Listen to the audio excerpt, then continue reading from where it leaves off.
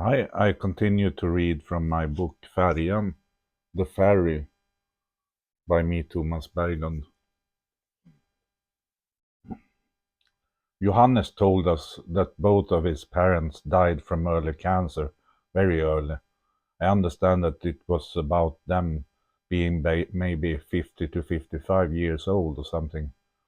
Johannes' father died of prostate cancer and his mother died of breast cancer. He has actually told me how he and his twin brother were thrown out of the home at a young age, even as teenagers, if I understand it correctly. And they have their problems, Asperger's and more. It can't have been easy. But now Johannes lives in special housing. There is access to a nurse during the day until 8:30 p.m. I have about I have thought about what it would be like to have it the way Johannes has it. For me, it feels strange to write mother or mom about Greta. I grew up in a foster family, and there was Eva who was mom, and she has been my mom ever since. When I've talked about mom, it has been Eva that I've thought of, and it is deeply rooted. I have to try to lift myself up by the collar and say mom about Greta. It's nice because it has started to go easier and easier. Saying mom when Greta is absent can be quite easy, but it's all more difficult to say mom when Greta is present. Of course, this is a little strange with early names and addresses, how deeply rooted it is. Mother Greta has lived in an apartment building for much of her life. It's like it's given that there should be rental apartments. Aunt Lena rents her apartment, and I hear that she gets help if there's a blockage in the drain or if the holder for the shower handle is broken. The toilet seat can always be replaced. That's how it's been. Grandma and grandpa rented an apartment. It's clear that it's been different life out in the village with Boo. They had to manage a little more on their own. Aunt Lena lives very centrally, and now Mother Greta will live even more centrally. New chapter. Stay. My mother Greta spent her last 26 years with Bo Johansson from Nybyen outside Älvsbyn, one of the kindest people who have ever lived. They met when they both worked at Samhall in Älvsbyn. According to Greta, there was nothing wrong with Bo. It was just his back that he had problems with. And could that have been the case? But Bo disliked being around people too much. He never went into an department store himself, but Greta had to do it. He generally avoided midsummer and Christmas celebrations in the family, while Greta thought that such events were better than anything else. In recent years, Bo has withdrawn more and more from society. He has smoked cigarettes and he has had problems in various ways related to sedentary lifestyle, cardiovascular diseases, carbon monoxide, etc. What I, who have a mental illness, am almost most ashamed of is that I did not force Bo to go to psychiatry, because he has clearly signaled that he has been depressed and that he could benefit from antidepressant treatment. If anyone should have seen it, it should have been me. And I have asked him several times if we should go in so he could get help, but he has only answered on the negative. When Bo was young, he did this and that. Among other things, he hunted and fished. You can't hardly believe that when you see him today. He has been doing carpentry and he has shown some really nice good wood carvings that are on the bookshelves at home. But that was a different life. He lived a different life then compared to what he did now. He has carved a really nice belfry, small animals, birds and other animals. A lot of humor, but he has barely made it to the garage in recent days.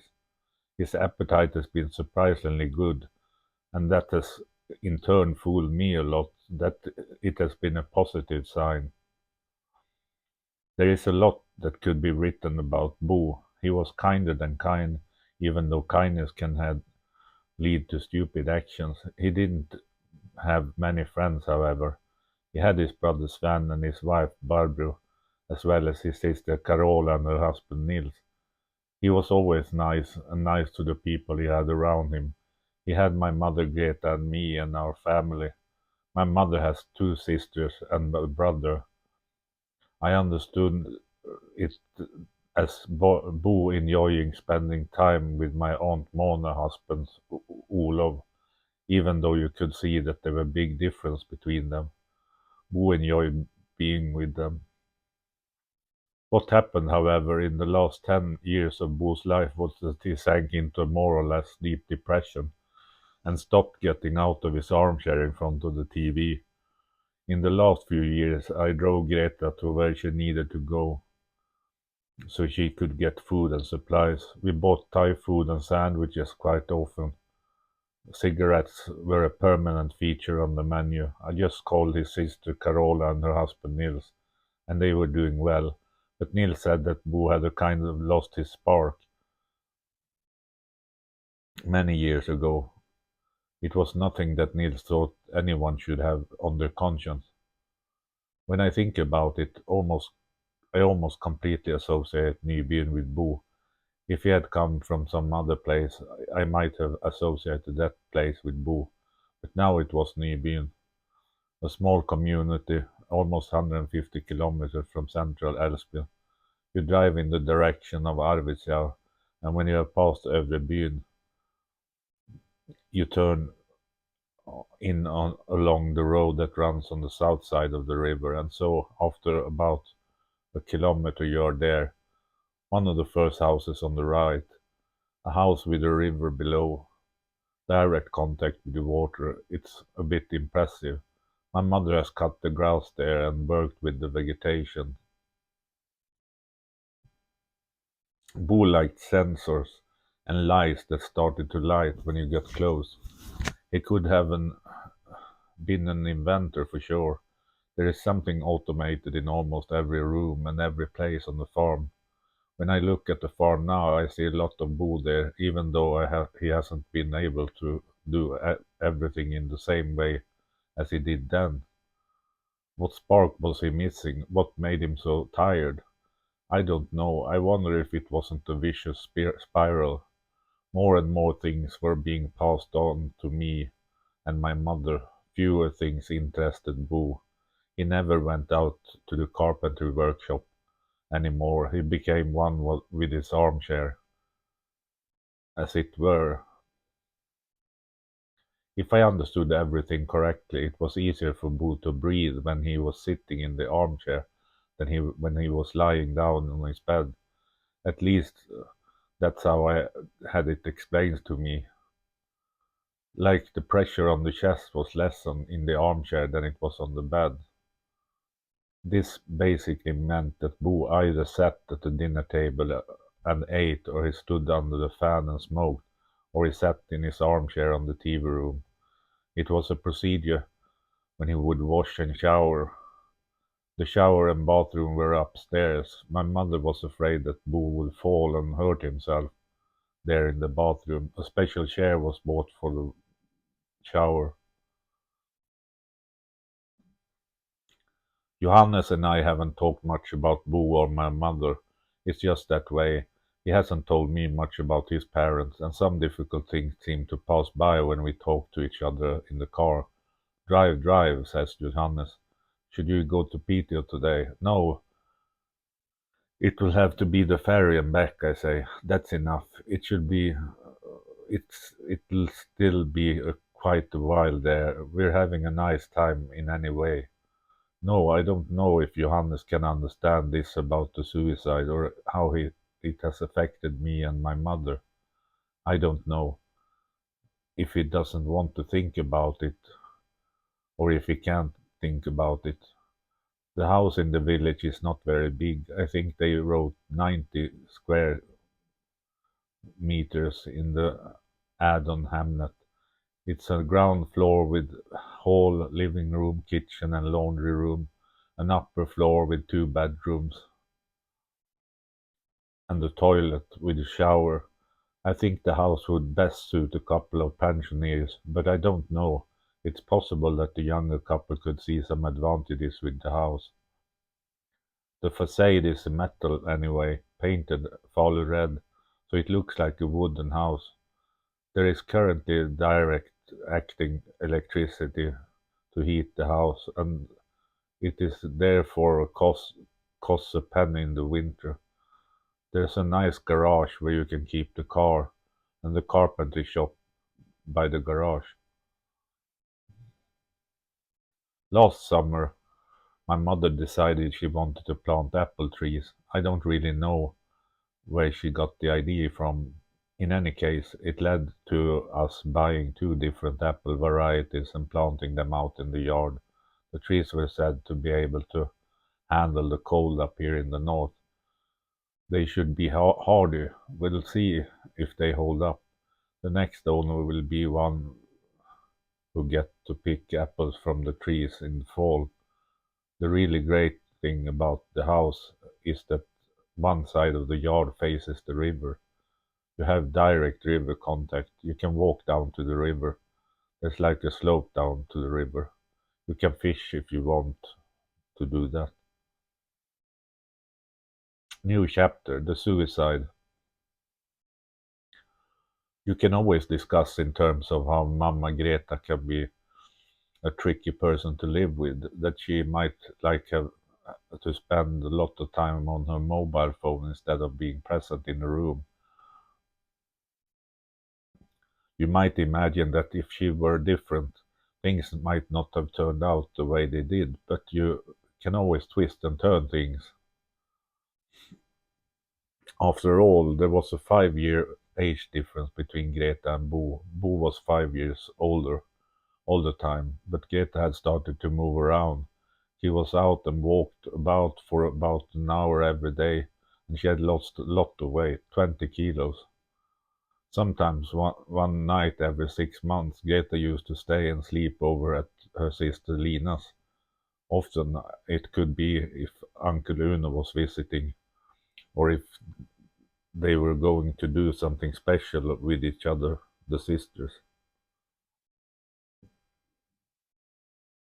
This was a Tuesday afternoon. I was supposed to drive Mother Greta home to Nybyn. She had slept over from August 29 to August 13 at Aunt Lina's, and it was like we sensed that something was up, at least how it feels in retrospect. It could be a reconstruction.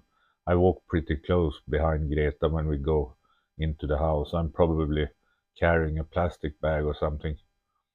And there on the bridge, Greta stops and bends over. Then I ask what it is, and she replies that the key is in the lock. It never usually does that. There was something that was crucially wrong. It's like there was a noise coming out from Greta.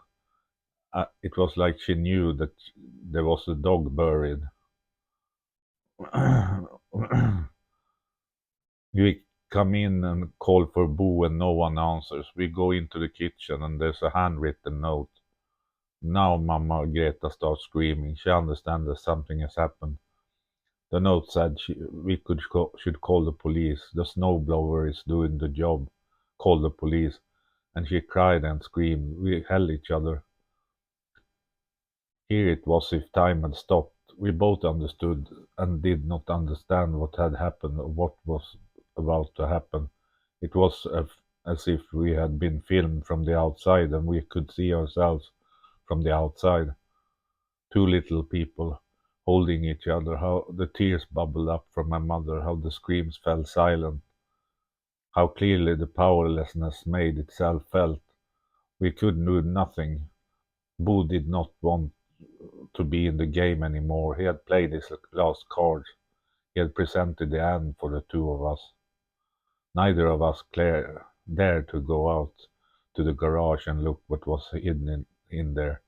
It was too difficult. We called the police and they arrived within minutes. They had probably been in similar situations before. Neither Greta nor I wanted to see Bo. At first we thought he had used a snowblower to hurt himself, but he had simply gassed himself to death. He had been sitting in the car and let himself be embraced by the exhaust fumes. No one knows what it felt like, but those who have drowned and come back to life often say that that was a pleasant feeling. It is easy to imagine that being gassed to death could be similar to drowning in its own way. He wanted it that way anyway.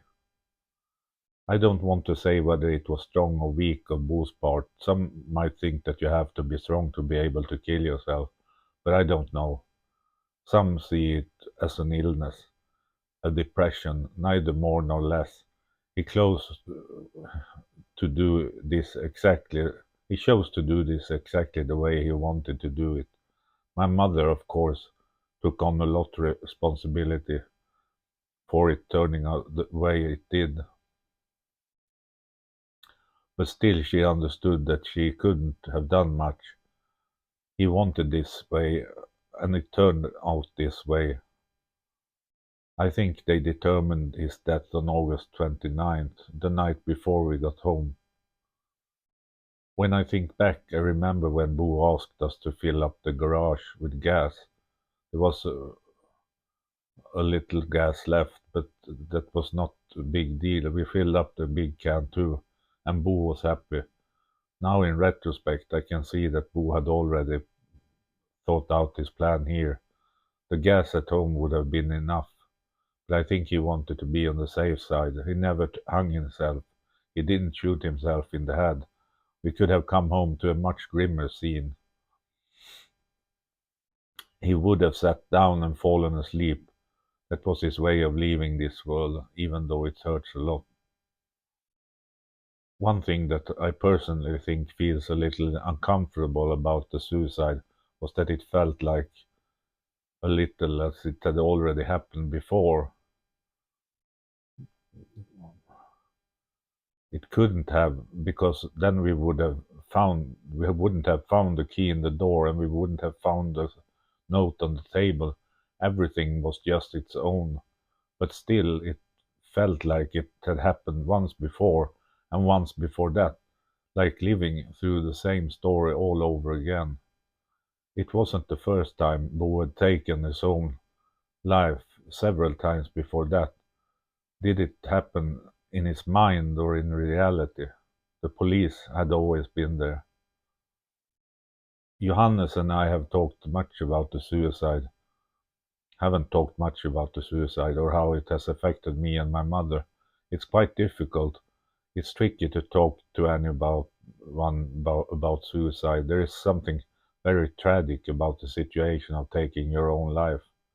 Some kind of imbalance, some kind of depression. Johannes doesn't like talking about depression that much. He'd rather that we talk about psychosis or manic episodes. Johannes probably likes talking about his own psychosis the most. He had when he was hospitalized to the same psychiatric hospital as me, which he has still doesn't know if it was a psychosis. I didn't want to see Bo the night we got home from the suicide. I was afraid it would get into my head if I saw him. One of the police officers described stepfather Bo as having fallen asleep and drooling a little. We were allowed to come out in the garage and see him if we wanted. As I said, he had been gassed to death. He had settled into the car with the windows rolled down, out in the garage. I don't remember how many police officers came out to the house. There might have been 3 of them. Someone must have arranged for a hearse. I don't remember me or my mother arranging something like that. New chapter, the girlfriend. Yesterday, Wednesday. It's the day before baptism day. That is Thursday, the 12th.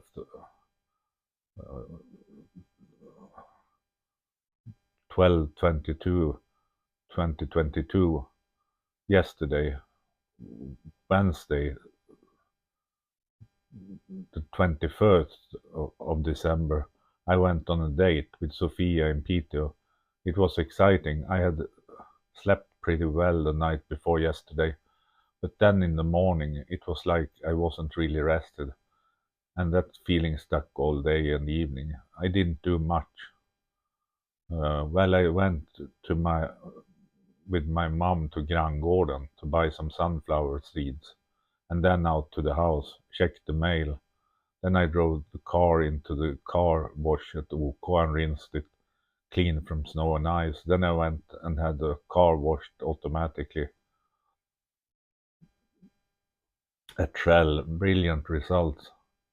The car looks so nice when you get to remove the snow and ice, so shiny and so clean. Then before, I think we stop here.